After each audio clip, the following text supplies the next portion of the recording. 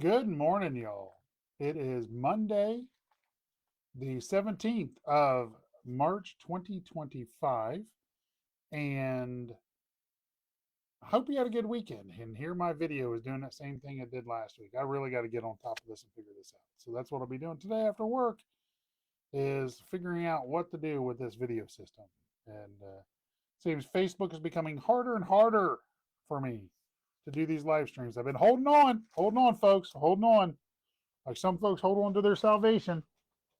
Excuse me. I'm holding on to this Facebook, hoping that it'll fix itself, but it sure ain't looking like it is going to.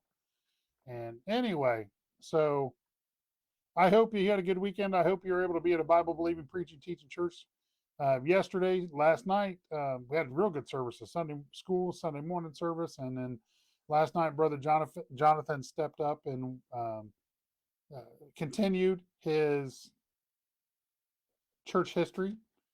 And so good stuff. You always, if you can go back, look at Liberty Baptist Church Ada on YouTube, and you can see previous messages. It's real good to do that. Um, if you miss a Sunday and you want to catch up, you can do that. Just like on my YouTube channel, you can go into my playlist and look at these daily devotions. You can look at other Bible studies I've done. I'm going to be continuing to do some more Bible studies in the future. Anyway, so last week we were looking at the Paul and um, Peter's apostleship. Peter was to the circumcision, which is Jews, and Paul is to the uncircumcision, that's Gentile. And we looked at that we're dogs, we are heathen in God's eyes. But the Jews, they're a peculiar people, man. And what was happening is Jewish believers were trying to come in behind Paul and force people, Gentiles, to get circumcised, because they said if you don't get circumcised, then you really aren't saved. And you know what that was doing? That's adding works, just like we talked about all these other churches out here that add works to salvation, as far as getting saved and staying saved. And look, folks, I'm doing these devotions to help you. Now, these are more than just your typical devotion, spiritual devotion. We're getting into some deeper stuff, some stuff that's important for you to know. And one thing that you need to know is one, how you get saved, how you are saved, and how you are kept saved. Those are things you need to know. These are fundamentals. And so that's what we're doing. We're going through these things in a daily devotion, verse by verse application, and then also how to live your life and how a Christian should act. So these are more than your typical devotions that you'll see put on Facebook. These are diving into what's important, what really matters for your Christian walk. So back over in Galatians chapter 2, we're going to read a couple verses and we're going to jump back over to Acts 15. Galatians 2, so we'll jump at verse 9 here. And then we're going to go to Acts 15, which is where this is in context. And when James, Cephas, and John, who seemed to be pillars, perceived the grace that was given unto me, they gave to me and Barnabas the right hands of fellowship, that we should go unto the heathen, and they unto the circumcision. Only they would that we should remember the poor, the same which I was also forward to do. We'll stop there. Now, let's go back to Acts 15. Why we're going back to Acts 15 is Paul and Barnabas went back to Jerusalem to meet with the elders of the church, and to meet with the elders of the church to nail down exactly what it is that gets you saved and keeps you saved. Okay, so here we are. We went back there last week, and we looked at how Peter said by his mouth, and rightfully so, by his mouth, the door was open to the Gentiles, which in Acts chapter 9, the first full Gentile gets saved. Acts chapter 10, Acts chapter 10. If you look at Acts chapter 8, there's a technicality there. Acts chapter 8 and then 9, you see God turning from the Jews to the Samaritans. Acts chapter 10, he goes to the Gentiles. Acts chapter 8, the Ethiopian eunuch, he was a Jewish proselyte, something I don't talk about. So he wasn't actually a full Jew, he was a proselyte, because he knew that means he was converted to Judaism, to being a Jew. He was converted to this. He knew that the Messiah had come. So he came to Israel to worship and look for the Messiah, look for and worship the Messiah. And so we see there in Acts chapter 8 that Philip runs to him, joins up to his chariot, and preaches to him the gospel, how to get saved. And then Acts chapter 9, Paul gets saved. Acts chapter 10, Peter goes to Cornelius, a Roman leader of a band of soldiers, and Cornelius gets saved. And from that point on, God is turning to the Gentiles.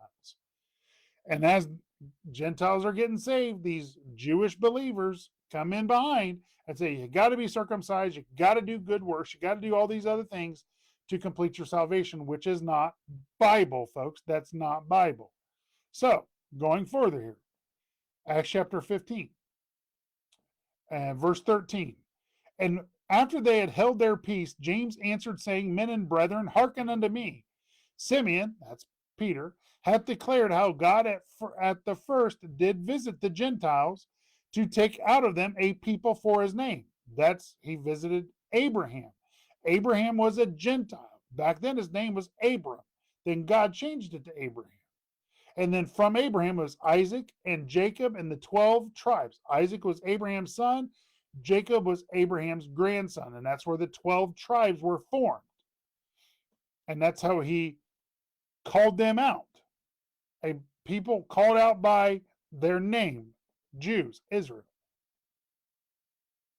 And to this agree the words of the prophets as it is written, after this I will return and build again the tabernacle of David, which is fallen down, and I will build upon again the ruins thereof, and I will set it up, that the residue of men might seek after the Lord, and all the Gentiles upon whom my name is called, saith the Lord, who doeth all these things, known unto God, and are all his works from the beginning of the world. Wherefore, my sentence is this. James was the leader. My sentence is this, that we trouble not them from which among the Gentiles are turned to God. He's saying, look, we're not going to bug them about the Jewish matters. Okay? The circumcision, the Sabbath. These are Jewish things, Jewish signs. Abstaining from pork. That's a Jewish dietary law God set out for them to keep them a healthy nation. Sabbath, that was a sign given to the nation of Israel, and Israel owned. You can go back there and study. I believe it's Exodus 30 or 31. It talks about the Sabbath being a sign for the children of Israel. And Gentiles are not children of Israel or somebody that's converted. They're not true physical descendants of the children of Israel. So the Sabbath doesn't apply to them. Sabbath is a Jewish law. Okay, it's not for Gentiles. So, and circumcision, that was for Jews. It wasn't for Gentiles. So Paul is differentiating these things. And so is Simeon. And in this case, James, the leader, stands up and says, we're not going to constrain them to these Jewish laws. Okay? Why is this important? Because there's people out there that are Christianity that try to force Jewish customary laws on a person, and if you don't do it, then you're not saved. Seventh-day Adventist. Okay? So we're putting this in context. Israel and the Jews are still God's chosen people, and clearly, if you know anything about Scripture and you know how to rightly divide your Bible and you study prophecy, God is turning back to the Jews and turning away from the Gentiles, especially the Laodicean churches. He's turning away from them. That's why he's standing outside the end-time church knocking on the door, because they don't want him in there. So going further here. But that we write unto them, verse 20, that they abstain from pollutions of idols, that's things that are offered up to idols, or idolatry at all, and from fornication, and from things strangled, and from blood. Things strangled is eating something that the blood was not drained out of the thing, or drinking blood. These are what they told them not to do. Side note, the Catholic Church teaches that they turn the wine each Sunday into the blood of Christ. Well, this tells you you're not supposed to drink blood. Think about that for a second.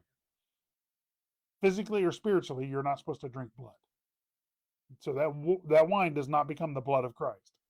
If that would be so, you'd be a vampire. which is wrong. It's against God's rules or ordinances.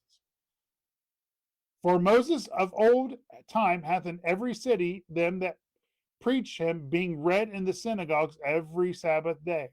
Then it pleased it the apostles and elders with the whole church to send chosen men of their own company to Antioch with Paul and Barnabas, namely Judas, surnamed Barnabas, and Silas, chief men among the brethren. Okay? So Paul, Barnabas, and Silas. He sent them out to preach. The elders at the church sent them out and told them, tell them not to abstain from anything offered to idols or idolatry, from fornication, that's intimate relations outside of the bonds of marriage. Okay, that's what fornication is. And then from things strangled, eating things that are strangled and not properly drained out, or drinking blood. That's what he told them to tell them not to be doing. Okay? Fornication, idolatry, eating meats that were strangled, and drinking the blood. Those are common practices among the heathen. That's why Paul called them heathen. So that's what they told them to abstain from. They didn't put any of the Jewish laws or ordinances or customs on them. None of them. Why? Because salvation is through grace, through faith, plus nothing. Your salvation is kept through grace, through faith, plus nothing. Period. And that is the only way to get saved or stay saved, is through God's grace and mercy, not of yourselves. All right, that's all I've got for you today. Hopefully this video actually uploads correctly, because it never fully loaded. If you're watching this on YouTube, like and subscribe to the video, and subscribe to the channel. Click on for notifications. If you're watching this on Facebook, if you have any questions or comments, you can send me the message here on Facebook.